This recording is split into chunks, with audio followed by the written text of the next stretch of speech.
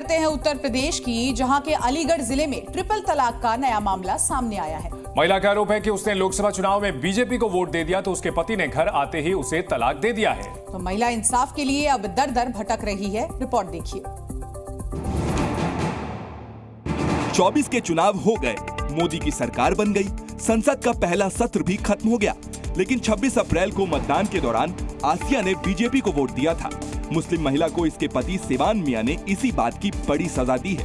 अब ये न्याय के लिए अपनी मां के साथ दर दर भटकने को मजबूर है। दरअसल महिला का आरोप है कि इसने अपनी इच्छा से बीजेपी को वोट डाला था, लेकिन ये बात इसके पति को नागवार गुजरी है। महिला का दावा है कि पति समाजवादी पार्टी से जिला पंचायत का चुनाव हार गए थे। तो बोलता है उसे क्यों डाल के साइकिल पे क्यों नहीं डाला, तो मैंने कहा ये तो अपनी अपनी उसकी बात है, तुमने उस पे डाला, मैंने उसे उस पे डाला है। तो बोलता है अच्छा, बोलता है अच्छा उस पे डाल के आइए तो तुम यहीं पे रहेगी, मैं ले जाऊंगा नहीं, तलाक तलाक दे के कह के चला गया।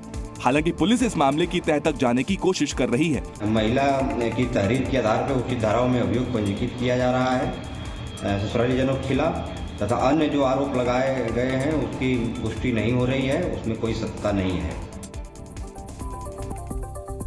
और देखिए, इत्तेहाद मिल्लत काउंसिल के प्रमुख मौलाना तौकीर रजा ने आरोप लगाया है कि मुसलमानों को अपमानित करने के लिए तमाम कोशिशें की जा रही हैं। मुस्लिम लड़कियों को बड़ी साजिश के तहत मजहब बदलवाने की मुहिम चलाई जा रही है, ये दावा उन्होंने किया है। देखिए 1 मिनट में पूरी खबर। मौलाना तौकीर रजा ने आरोप लगाया है कि एक बड़ी साजिश के तहत मुस्लिम लड़कियों का मजहब बदलवाया जा रहा है, उनकी शादियां करवाई जा रही हैं। तौकीर रजा का दावा है कि ये सब मुसलमानों को अपमानित करने के लिए किया जा रहा है। ये जो कुछ हो रहा है ये मुसलमानों को जलील करने के लिए इसकी तशहीर की जाती है। मौलाना तौकीर रजा ने आरएसएस पर मुसलमानों के खिलाफ अभियान चलाने का आरोप लगाया है। मुस्लिम लड़कियों के अलावा युवाओं को नशे में ढकेलने और पीढ़ियों को बर्बाद करने का भी आरोप लगाया है। असल साजिश ये है कि मुस्लिम नौजवानों को नशे में धकेला जा रहा है और नशा इतना आसान कर दिया गया है, बेचने वाला भी मुसलमान है, खरीदने वाला भी मुसलमान है, और ये काम सिर्फ मुस्लिम बस्तियों में हो रहा है। वहीं दूसरी तरफ मौलाना तौकीर रजा ने मुसलमानों पर भी सवाल उठाते हुए कहा कि मुसलमानों की गैरत मर चुकी है। अगर हम अपने नौजवानों को सही करने में कामयाब हो गए तो सब ठीक ठाक किया जा सकता है।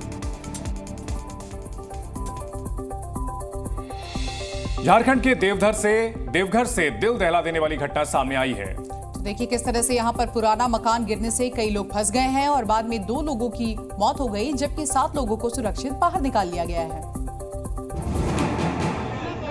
देवघर में एक 3 मंजिला घर गिरने से 2 लोगों की मौत हो गई।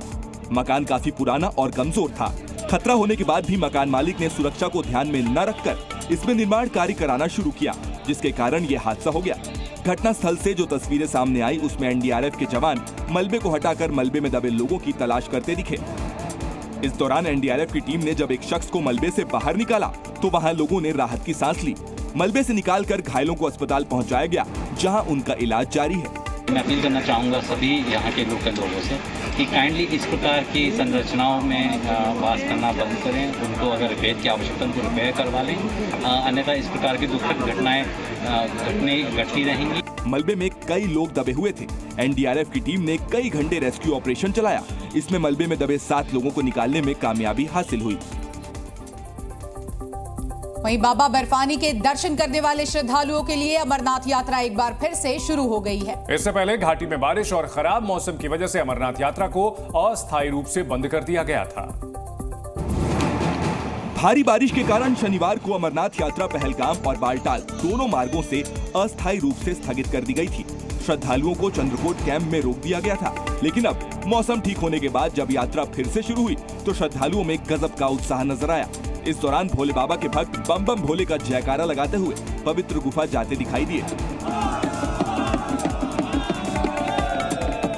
बालटाल और पहलगाम दोनों मार्गों से अमरनाथ यात्रा फिर से शुरू होने के बाद श्रद्धालुओं का 10वां जत्था जम्मू के बागमती नगर बेस कैंप से रवाना हुआ। इस जत्थे में 6145 तीर्थयात्री शामिल थे, जो 2 अलग अलग काफिलों में पवित्र गुफा के लिए रवाना हुए। जम्मू शहर में चारों तरफ हर हर महादेव के जयकारे सुनाई दे रहे हैं। हालांकि अमरनाथ की पवित्र गुफा में इस साल गर्मी की वजह से बर्फ का शिवलिंग पिघल चुका है, लेकिन फिर भी यात्रा कर रहे श्रद्धालुओं की आस्था में कोई कमी नहीं आई है। 29 जून से शुरू हुई 52 दिनों तक चलने वाली अमरनाथ यात्रा में अब तक 1.5 लाख से ज्यादा श्रद्धालु यात्रा कर चुके हैं। जी न्यूज़।